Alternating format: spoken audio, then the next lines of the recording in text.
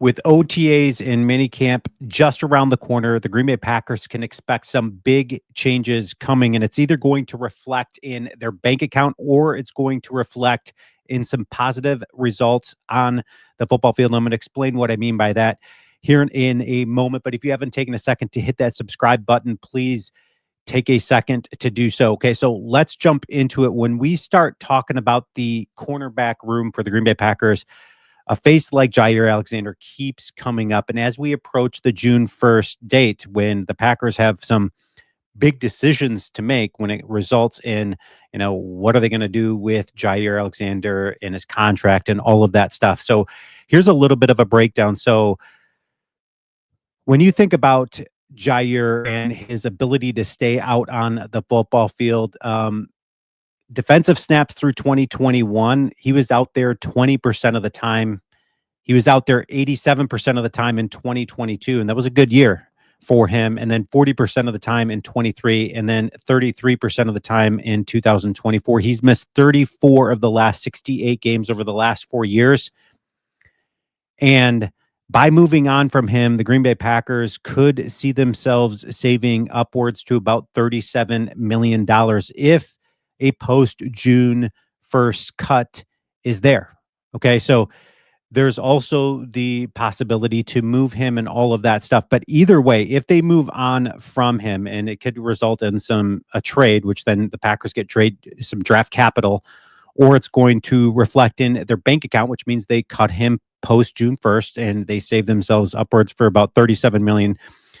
They're going to lose $17 million over the next couple years in dead money. They're going to save $37 million. The result of a net savings of $20 million would be the outcome of moving on from Jaire Alexander. So is that worth it? Or do they sit there and restructure a deal? Because that would reflect any positive result on the football field. Okay, so a restructure would probably look a little bit like this, where they're doing a reduction in his base salary and giving him some incentives to stay out on the football field, which as Packer fans, man, you would absolutely welcome, some incentives. I think that should be in a lot of contracts out there, where you incentivize the player to just, either play through some bumps and bruises, or, they put in the extra work in the offseason to just get healthy and, condition their bodies so that they're out there for the duration of the season. It's amazing what incentives monetarily will do to some of these players. So I think it's going to be a really good result either way for the Packers, because it's either going to give them a lot of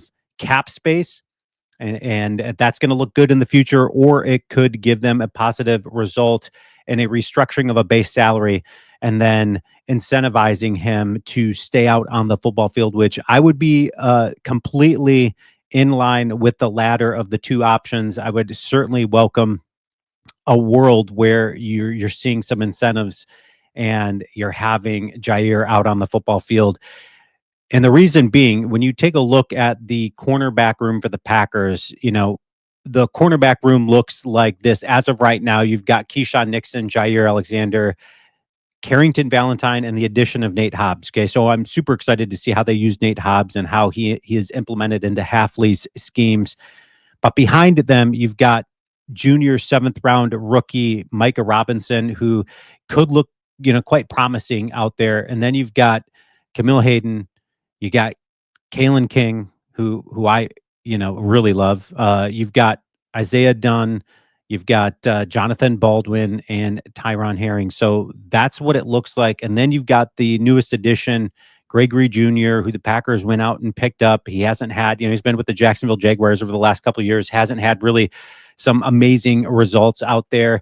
He's been, playing special teams as well, so you can kind of use him as a hybrid. But that allows some depth for the Packers to, some options out there without, going and spending some money on some guys that might be a little bit more reliable when it comes to just some veteran presence out there. But I really believe in Kalen King. I think he, early reports are that he's looking super good out there. So, but when it comes to Jaire Alexander, okay, so again, we talk about, like, it's either going to be a restructuring of his deal, it's going to look like a trade, and there's of course a lot of people out there when it comes to either he or Jalen Ramsey. Those are the two sexiest corners out there.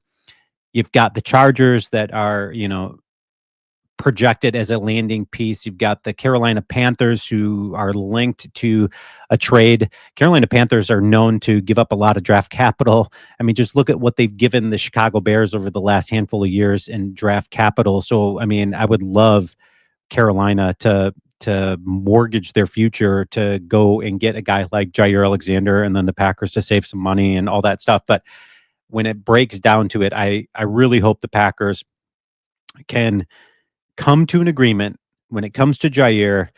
He's 28 years old. He went out on the football field. He's one of the better cornerbacks out there. So I would absolutely welcome a world where the Packers try to keep him, try to make it work, because as it sits right now, Keyshawn Nixon, Carrington Valentine, and Nate Hobbs, would be their primaries. And then you've got, sprinkling one of the other guys to step up, like a Kalen King or something. I just don't think that's going to be good enough to make a playoff push and really, put some pressure on the offenses we're going to see at least twice, each time this year, by the Chicago offense, the Minnesota offense, the Detroit offense. You're going to have good D-backs, good corners out there. And Jaire Alexander certainly gives us the best opportunity to make a big playoff push. Again, of course, if this dude is healthy and if he can stay healthy, because that is the biggest question. Can Jaire Alexander stay healthy? I think he has it in him. I think, when you take a look at restructuring a deal, adding some incentives for him to monetary incentives for him to stay out on the football field, I think that's certainly going to incentivize somebody to kind of play through some minor bumps and bruises and play through some of those injuries. Leave your comments. Let me know your thoughts. Would you want the Packers to trade him, get some draft capital? I mean, because we're approaching that time now when the Packers are going to be entering their OTAs and training camp, and Jaire Alexander's future, there's going to be some changes coming, and it's either going to look like it's, draft capital, um, money in the bank for the Packers, or it's going to look like a different contract restructure with Jaire built with incentives. Let me know which one of the three you guys would want the Packers to do. I'm super pumped. Again, we've got OTAs and minicamp around the bend. We are getting there. You can almost start to smell it in the air, like, okay, football field is coming, or football season is coming, and you can almost feel it. But leave your comments. Let me know which one of the three options. And as always, go Pack, go.